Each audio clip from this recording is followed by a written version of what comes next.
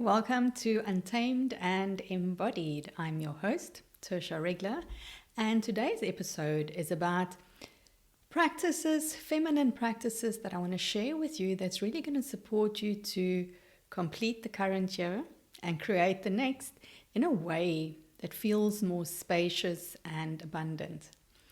If you are watching this on YouTube, then hello, welcome. Going forward, I will be uploading a video episode for you on YouTube as well. And so you can, if you enjoy watching video, then you can always catch me on YouTube, or otherwise you can continue to listen to the podcast. I'm also going to be sharing with you more ways in which you can work with me in 2024. And for that, please make sure that you stay until the end. So this episode is going to be really helpful for you to kind of take stock of where you are in terms of your feminine energy, your embodiment journey, and it's going to help you to reorient and realign yourself with what it is that you want to step into next year in a way that feels better. So in human design, I'm a 3-5, which means that I experiment a lot and then I teach from my experiments. I share with you what I learn from my experiments. What it means, for those of you that are also 3-5s, you'll know that it means that often we fall on our faces a lot because we try out different things. And so looking back at this year, if I reflect on this year, there has been some big breakthroughs and there's also been some big disappointments. And so what I'm taking with me into 2024 is the intention of non-attachment. So to not be attached to the outcomes. One of the other things that I'm cultivating is to open my heart and also to soften my tail, which is an expression that I've learned from one of my mentors. And so as we get started here, I'll invite you to join me in experiencing the opening of your heart and the softening of your tail. And you can do this by perhaps placing a hand on your heart and then closing your eyes if it's safe for you to do so. And this is really just going to allow you to connect inwards. So closing your eyes and just taking a few breaths here. Just letting yourself slow down as we all come together here collectively, everyone who's listening to this episode. And just feeling into your heart, breathing into your heart space, feeling your body soft and secure and held in place by the furniture, the support that's underneath you. And just as you're breathing into your heart, feeling how your heart opens, how your heart softens, and then taking that breath down, breathing into your base, breathing into your tailbone, and then letting your tail soften. So just letting that whole area at the base of your spine, let that soften. And what you'll notice mostly as women, we tend to tense up this whole front area a lot. We protect ourselves in this way from going into the world, and there's nothing wrong with that. But the problem comes in that we then forget to take the shields down. We can become so used to being in this protected area that we forget that we don't always need to have that protection in us, and we don't have the skill anymore to let it fall away when we don't require it. And so this practice of opening your heart and softening your tail, this is going to be a practice that really supports you to learn the skill of softening when you need it, of softening into your feminine energy. So just notice how this feels in your body. Notice how this feels if you just let this, your front, your center channel, and your tail, if you let that soften. So in this episode today, I want to share from my heart to yours how we can end our year in a more feminine way. And I want to even take it bigger than that. It's not simply about ending this year in a feminine way, but it's really about stepping into the next, into the new, in a way that also honors our feminine energy, and then being able to live this whole year in a way that is sustainable, in a way that allows us to really step into our fullest expression, in a way that allows us to cultivate really deep, intimate relationships. And when we look at all areas of our lives, whether it's our work or our home or our well-being or our relationships, that in all four of those areas, we are able to cultivate the depth and the relationalness that we require from these areas of our lives, and the richness that we want to experience, and then also the fulfillment. So it really seems as if life is speeding up. Every year seems to go past quicker, and I notice that especially, as our kids are growing up, every year there are more things that need to happen. It really feels as if life is speeding up. And I was talking to my husband earlier in the week, and he was mentioning at how things are totally crazy at work because everybody has a deadline that they want to have met by the end of this month, which is, at the time of this recording, is in December. And so I can remember even from my days in corporate how there was this huge rush towards the end of the year, and then mentally we have this idea of a hard stop on the 31st of December. Yes, that plays out in work, but it also plays out in our own personal relationship with ourselves, where we have this mental hard stop of the way that things aren't going to be anymore and the way that things need to be. What's interesting, though, is that this 31st of December, that is really just a man-made date. If we look at some of the other cultures around the world, I think there are 5 or 6 different cultures that celebrate New Year at a different time. So not everyone celebrates on the 1st of January, even though that's like the global agreed New Year. So there are many different New Years. So I'm giving you permission that you don't have to feel pressurized to have everything done by the 31st of December. It's very helpful to work in a linear timeline like this. Like, for example, I know that this is going to be my last podcast for 2023. And so when we have a linear timeline, we can have agreements, we can have measurements, and it gives us some guidance in terms of how we want to move through the world. The problem comes, though, when this becomes an unhealthy time pressure, when we experience that subsequent criticism and the feeling of not being enough, not being good enough, and this really puts our nervous system into fight or flight. It's not supportive or sustainable for any human being to live like this, and especially not for us who identify as feminine essence beings. So even though this mindset of getting things done by the 31st can be helpful because it puts us into action and it helps us move forward and it gives us direction and discipline and it helps us to strategize. We get this dopamine hit, when we tick off all of our to-do lists. In the process, what happens is we also lose connection to our feminine energy. We lose connection to our body, our feeling, flowing feminine state, because we're spending so much time up in our mental world. And so when we are really tapped into that mental, we are tapping into our masculine. And this time of year, this seems to be especially prevalent.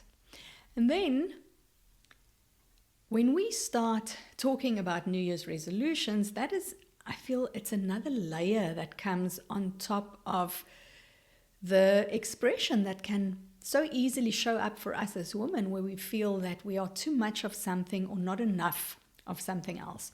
So we turn to New Year's resolutions, and again, this is another layer of pressure that we put on ourselves and on our nervous systems and on our mental thought loops that can turn on us. I always speak about the good girl. The very dark bit of the good girl is how she turns on us. Not only does she work in ways to serve and to please others and to be approved of, but she's also very vicious and ferocious as she turns on us. She turns on herself when she doesn't tick all the boxes that the external world expects of her. And so these mental thought loops that happen as a result of our good girl thinking can also put our nervous system into fight or flight. And the secret to changing new habits, because this is what it is, right? If you are desiring to create something new, if you want to change something in your life which is not working for you, it's usually because you have another habit in its place, which is, of course, the habit that you want to change. But the secret to changing habits is to do this from a place where we are internally resourced. And as long as your nervous system is stuck in fight or flight, as long as you are driving yourself primarily from your masculine energy, it's going to take a lot of effort to try and change any of those patterns, those neural pathways that have been driven so deeply into our nervous system. And so I have a few practices that I want to share with you. I think I've got 3 practices that I want to share with you. That's really going to, the intention that I have with them is for you to begin to develop a different orientation to how you can work more with your feminine energy. And the first practice, which I personally found super, super helpful, and I've been doing this for a few years now, is I've changed my thinking from linear timeline driven to time is more cyclical. So I'm thinking not of time anymore as linear, but more of time as cyclical. And you can imagine, if you think of a big wheel that turns, if you had to break this wheel into quadrants, as the wheel turns, a different part gets to be on top. And if we look at the seasons, we are always going to have winter at some point. If we put the seasons into this wheel, we're always going to have summer. We're always going to have spring. So it's going to be the same every year, but it's different. And this reminds me of the expression that I first heard in Thailand many years ago, where they go same, but different. And this is what happens if we think of time as cyclical. It's same, but different. And there's safety in that predictability, that sameness, that knowing that as the wheel turns, there's always something predictable in what is coming up and what can be expected. Now, in my own personal practice, and I've also spoken about this a lot before, is I use the moon cycles, I use the seasons of the year, and then I also use my own menstrual cycle to plan and structure my activities around. And this allows me to function in the linear world, but I'm doing it on my terms. And I think this is what I really want you to take away. Excuse me. This is what I want you to take away from this section is we are still supposed to function in this world, but we can do it on our terms. This is where our sovereignty lies as women. This is how we fully step into our power, is to navigate and to move through the world on our terms in a way where we are resourced, in a way that we are sustained, in a way that we honor our interconnectedness to each other and to the planet. So for example, an easy way that you can do this is to start working with the moon. New moon is a great time to reset. It's the beginning of new things. So it's really for us a time to kind of flow over into the next. It's a time for us not to create anything yet, but to really being in the resetting, to maybe reflect back on where we've come from and see what it is that we want to take with us into the next. And so a practice that you can do for yourself is not taking many hours out of your day, but when it is the new moon, and there are many apps that you can use that tracks the moon cycles. I have an app on my phone that I can always quickly check in where is the moon and which phase the moon is in. And so when it is new year, when it is new moon rather, at the new moon, you can just hold the intention of releasing what is no longer required, and resetting yourself so that you can move into the next. But we're not moving yet, we're just holding the space. And then when we come out of the new moon energy, that is when we start moving into the next. And the same is true for you if you want to work with your cycle. Like I work with my cycle, and when I bleed, this is a time where I rest. This is a time for inwards reflection, similar to when we work with the new moon energy. It's a time where we don't start with new projects and new things, but it's really a time of slowing ourselves way down and then getting ready, gardening and building that energy from within, so that when the bleed is gone, when we move out of the new moon phase, that we can start moving into the next. And the thing is that when we start living in this way, I feel this is another secret of us really honoring our feminine energy. It's when we start living in this way, we're not pushing against our own body's energy. We're really honoring our own truth. We're honoring our own energy, our own way of being in the world. And what we also do is we begin to cultivate trust.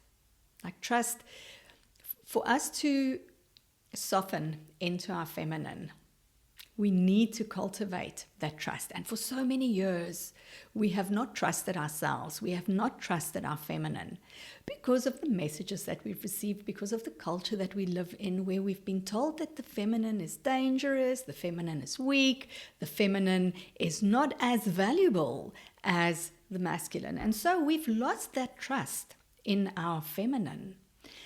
And I find that by beginning to work with cycles in this way, one of the side effects, one of the sweet results, is that we begin then also to cultivate our trust.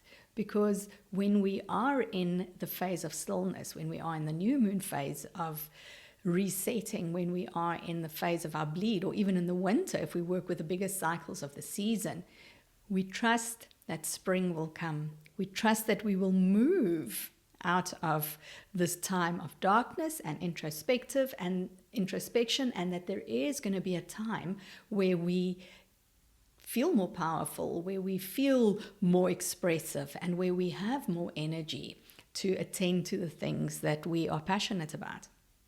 And so I find it's really helpful for us to start doing practices like this in following the cycles of the season and the cycles of your own body, to begin to cultivate that trust.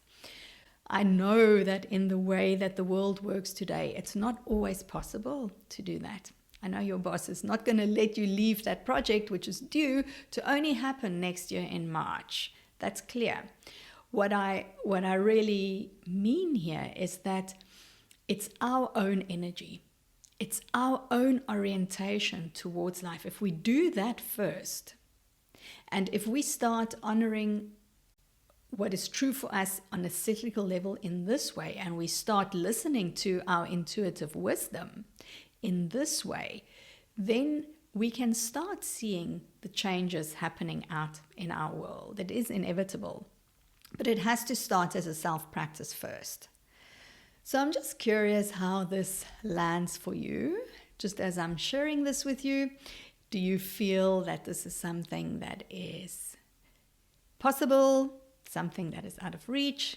Do you long to start living in a way that honors the cycles of your energy and the season more? Whatever it is that you are feeling or thinking inside, there is a message in there for you. All right, now something that usually floods social media at this time of year is the well-meaning advice on how to crush your goals, how to set goals, how to be more productive, how to ace your productivity, and how to set resolutions that work. I just feel like a lot of pressure.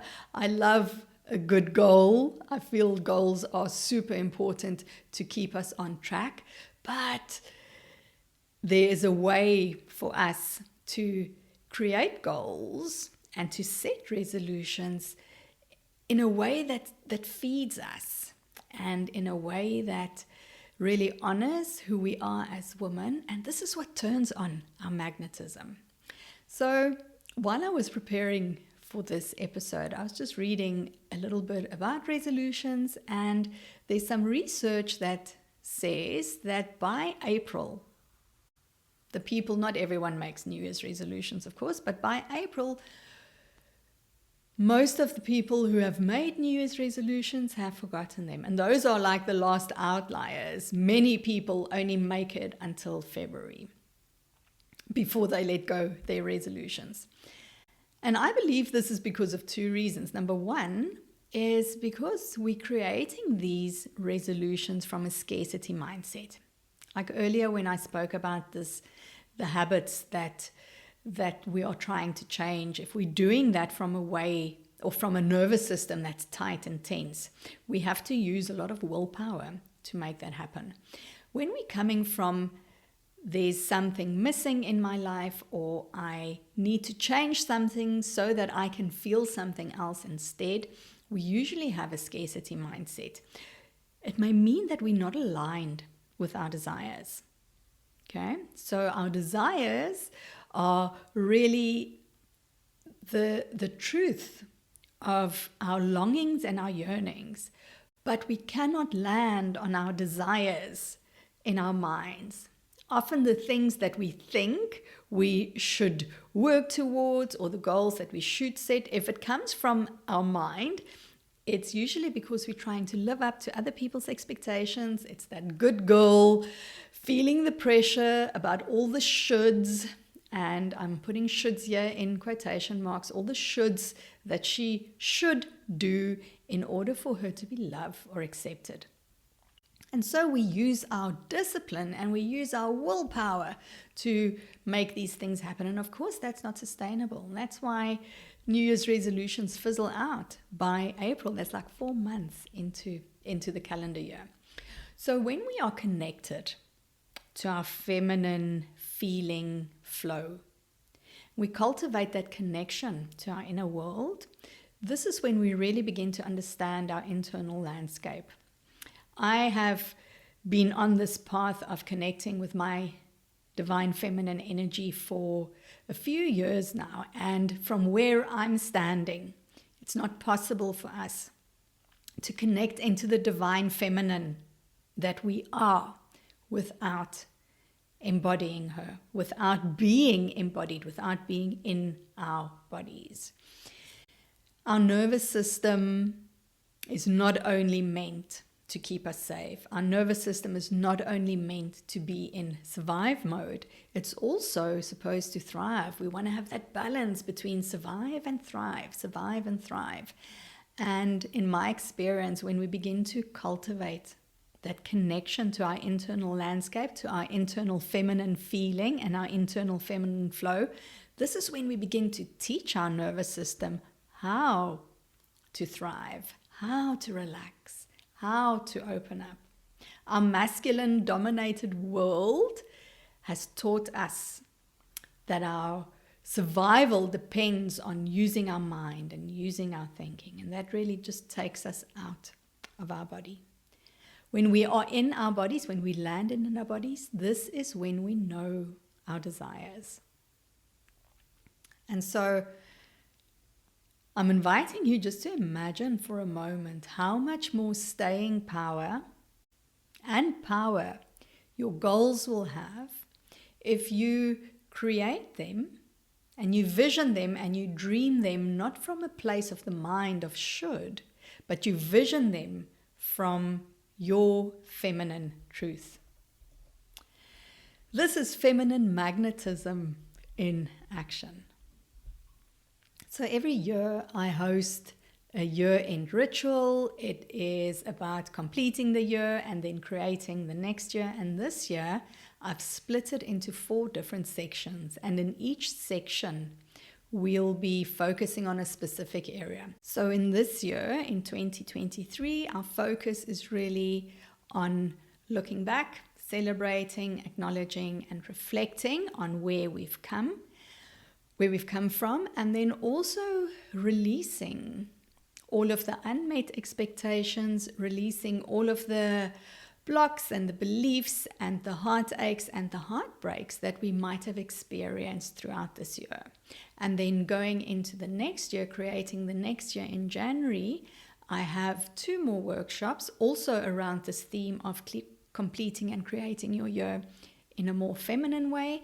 And in those 2 workshops, those 2 sessions, we're really focusing on creating that connection with your internal world so that you can begin to cultivate your desires, cultivate your longing, cultivate your deepest connection to yourself and your sovereignty.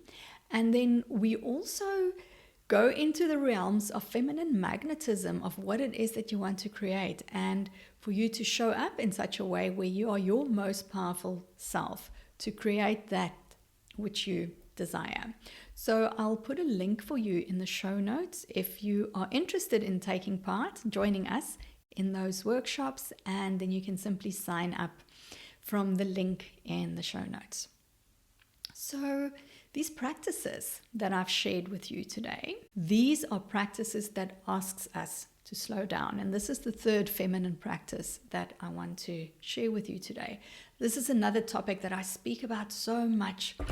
It's not possible for us. It's impossible really to connect with yourself, connect with your inner world, and connect with what is really true for you and your intuitive wisdom and your sovereignty if you are not in your body. And when you are out there living in the world, then you are again in your mind. This is what I speak about all the time, of how we are so connected into our masculine skill of planning and strategizing and thinking. And we haven't really learned how to connect and cultivate that relationship with our body. So embodied movement practices, which is incidentally some of the things that we'll do in the workshop.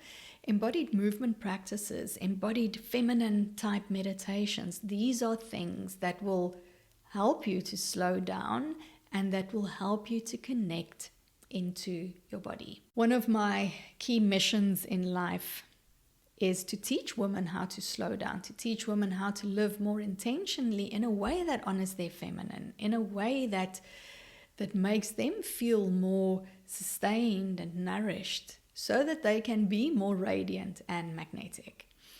And I know with all of the demands on our time, it's not easy to find the time. We don't have a few hours in our day that we can take off to sit in deep meditation somewhere on a mountaintop. We've got lives to live. So we've got kids to take care of. We've got careers to take care of. We've got businesses to run. So understand there are so many demands on our time.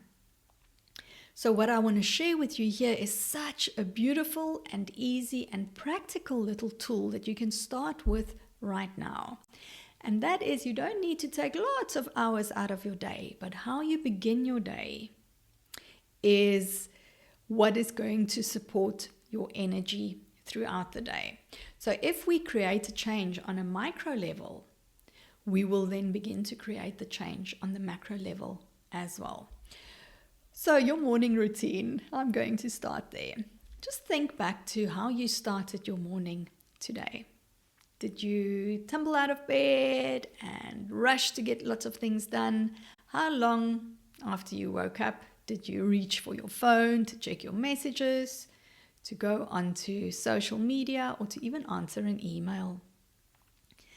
When we start a day like this, it's really very difficult to tap into our feminine energy at a later stage in the day. So what you want to do, and this is another key teaching of connecting to your divine feminine energy, is before you do everything else, you want to feed the feminine first. And this is an expression, a term that I learned from Ariel Spilsbury, feeding the feminine first. And all this really means is that you're connecting to yourself, you're connecting to your heart. If we reach for our phones, technology, work, our to-do list, first thing in the morning, it puts us in that masculine mind, that masculine planning energy, and we develop the habit, because everything that you do, when you do that enough times, it becomes a habit. So we develop then this habit of moving into our heads first thing in the morning. It teaches your nervous system that your energy should go into your head. Our nervous system, our brains are super, super efficient, and it will always allocate energy for where it is needed. So if you are always going to pull your awareness and your attention into your head, guess what? You're not going to feel your body. You're going to end up feeling, if you do this over a period of time, you'll realize that you feel dry, you feel uninspired, and you might even feel numb.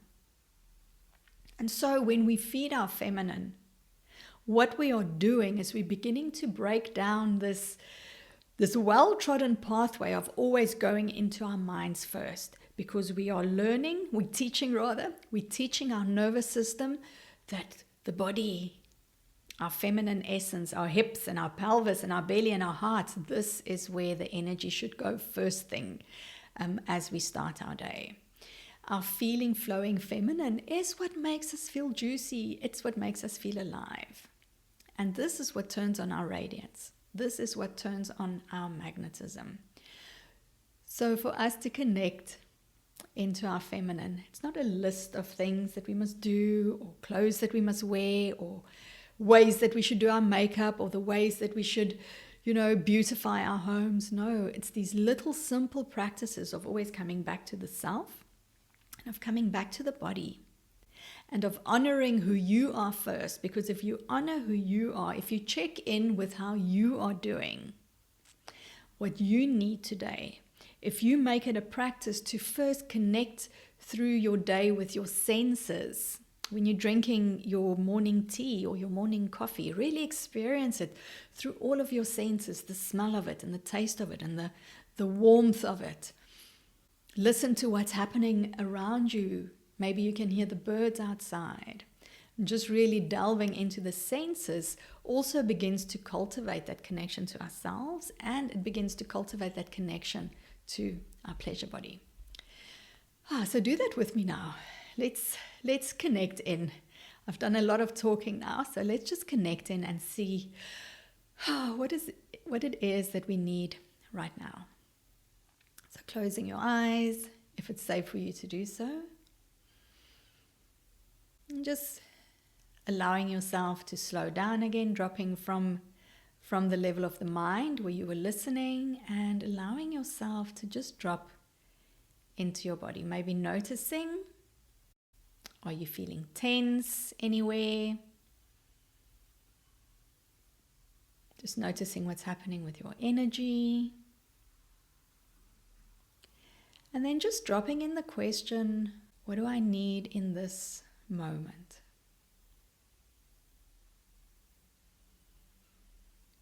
And then just trust what comes up. No need to make a big story or try and think of something. Something might come up, nothing might come up. Whatever it is, it's perfect for you. Our world is geared towards the masculine. We are so skilled in our masculine energy, and there's nothing wrong with that. We've come very far as a result of being able to tap into our masculine in this way. And so many of us are waking up to the knowing that this is no longer enough. It doesn't fulfill us. We don't feel satisfied. We have a longing and a yearning for more depth, more richness, and more aliveness. We are skilled in our masculine, but our feminine is neglected, and our feminine is sometimes even wounded. And so we need to start doing things differently so that we can step into the fullness of our feminine power. And if you're ready to start doing things differently, then these practices that I've shared with you are a great place to start. They're easy to do. You don't need to spend any money to get started, and you can start right now. So before I wrap us up for today, I just want to share with you the ways that you can work with me going forward. But let's take a breath first. Okay, so going forward with me, I'm continuing to welcome in beautiful women to work with me in my one-on-one containers. You can find all information about that on the website, which I'll link for you in the show notes below. And then I'm also super excited. In March, I'm starting with a new group program about awakening our divine feminine energy and cultivating our feminine essence. And if you want to be part of this very first rollout of the group program, then make sure that you get on my newsletter, because this is where I'll share all the information as soon as enrollment opens for that. I'll also put that link for you in the show notes. And then what I also am excited to announce is that from next year, I'll be hosting monthly embodied movement classes. And again, get onto my newsletter, and this way you'll know when a class is being offered. So let's wrap this up. I'd love to hear from you what landed in this episode. So if you are watching on YouTube, you can simply leave me a comment. Or if you are listening on the podcast, you can send me a message on Instagram, and my Instagram name is Tertia Riegler Embodiment. There'll also be a link to that in the show notes.